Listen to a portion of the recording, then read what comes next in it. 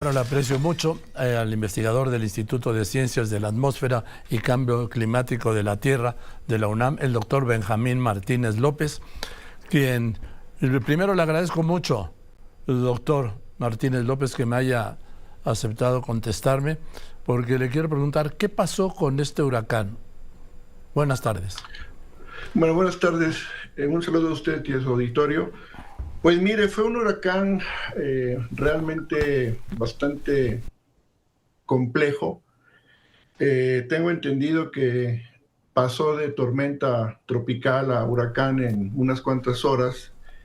Todos los pronósticos prácticamente fallaron, no nada más los mexicanos, sino los estadounidenses.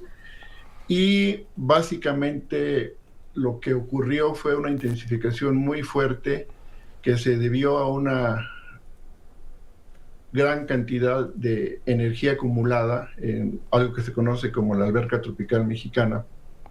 Y cuando esta tormenta siguió su trayectoria e interaccionó con esas aguas muy cálidas, pues pasó de tormenta a huracán 2, 3, 4, 5, ¿no? En un tiempo récord.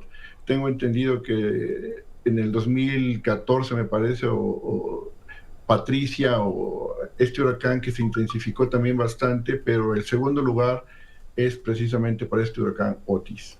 Esto es el cambio climático y el calentamiento de las aguas, que es lo que hacen de combustible para las tormentas tropicales y huracanes, ¿no?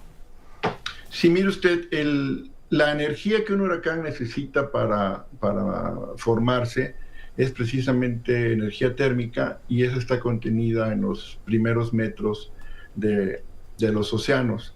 Ahora bien, relacionadas con este cambio climático, pues hemos estado viendo cómo hay ondas de calor en los océanos que se han estado incrementando, y en particular junio y julio de 2023, pues rompieron todos los récords desde 1950, que es más o menos el periodo histórico con el que contamos con estas observaciones. Es decir, si estamos viendo que los océanos se calientan y tenemos mayor disponibilidad de energía, ese es el ingrediente fundamental, ¿no? Hay otros que tienen que ver con los sistemas de vientos, etcétera, pero para que usted lo entienda, una perturbación que se generó y comenzó a viajar, llegó a un reservorio increíble de energía, y en cuestión de horas pasó de un huracán, de una tormenta tropical a un huracán, ¿no? Entonces realmente agarró desprevenidos a prácticamente todos, porque realmente para poder haber hecho un buen pronóstico se tendría que tener un conocimiento muy certero de las condiciones de frontera, de las condiciones del mar, y eso desgraciadamente todavía dista de tenerse, desgraciadamente. El Centro Nacional de Huracanes dio a conocer que efectivamente iba a llegar a 5 después del reporte de su vuelo, su avión cazahuracanes, ya por la noche. Exactamente, o sea, yo revisé, el doctor Jorge Zavala me hizo llegar unas estimaciones que se tienen, y digamos, el pronóstico que se realizó a las 0 horas, el huracán tocó tierra más o menos a las 0:40, por ahí, a las 0:30 más o menos, y haga de cuenta, el pronóstico que se hizo 24 horas antes, pues no daba nada, 18 horas antes comenzaba a dar, 12 horas antes ya mostraban algunas cosas, y 6 horas antes ya lo declaraba. Pero para que se dé usted una idea, hay pronósticos con 2, 3 días de anticipación que pueden pronosticar bastante bien lo que va a ocurrir. O sea, las herramientas se tienen, pero como le comentaba, ¿no? Del lado del Pacífico, desgraciadamente, es mi opinión muy personal, hace falta mayor instrumentación para que esos datos se metan a esa condición inicial, que digamos, sin la cual es prácticamente imposible hacer un pronóstico certero. ¿Qué tipo de mayor instrumentación, doctor? Porque no alcanzo a entender eso. Mire usted, se necesita, por un lado, temperaturas en la superficie del mar, que con los satélites se pueden tener, pero también se necesitan perfiles de cómo está el estado de la atmósfera. Haga de cuenta, si usted conoce muy bien la distribución tridimensional a un tiempo en particular, de cómo están los vientos, de cómo está la temperatura, de cómo está la temperatura en la atmósfera, y de cómo está la temperatura del mar.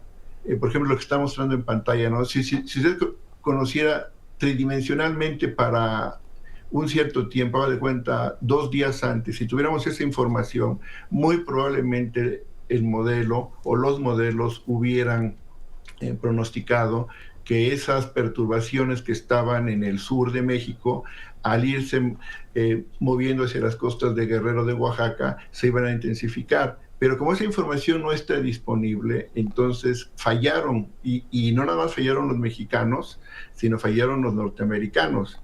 O sea, yo considero que el pronóstico que se hace aquí en nuestro instituto, que en gran parte se debe a los esfuerzos del doctor Jorge Zavala, realmente ese pronóstico pues lo consideramos bueno, pero en este caso, muy en este caso en particular, realmente fue incapaz de ver esa evolución o esa intensificación tan marcada de este huracán, ¿no? ¿Puede dejar algo positivo, digo, dentro de la devastación y la desgracia ahí en las costas de Guerrero, centrado en Acapulco, este huracán Otis? Bueno, lo positivo es que realmente significa un aporte monumental de agua, ¿no? Para los estados circunvecinos que han tenido problemas de sequías. Desgraciadamente, esa cantidad de agua tan grande que cae en tan poco tiempo, pues busca su salida y erosiona, etcétera, ¿no? Y hay problemas en la infraestructura.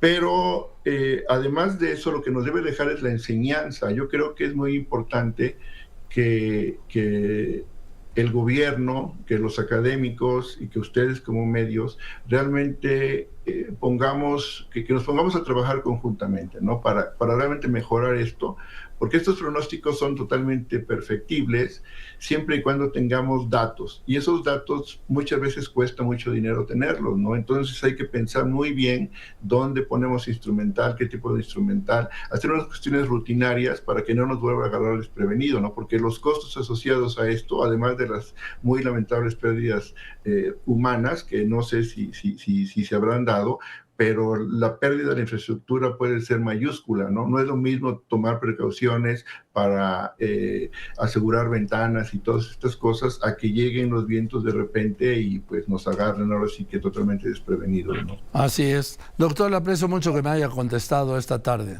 y nos aporte toda esta información. Por nada, es un gusto. Muchas gracias y buena tarde a usted y a todo su auditorio. Gracias, le mando un abrazo. Muchísimas gracias. El doctor Benjamín Martínez López, investigador del Instituto de Ciencias de la Atmósfera y Cambio Climático de la UNAM.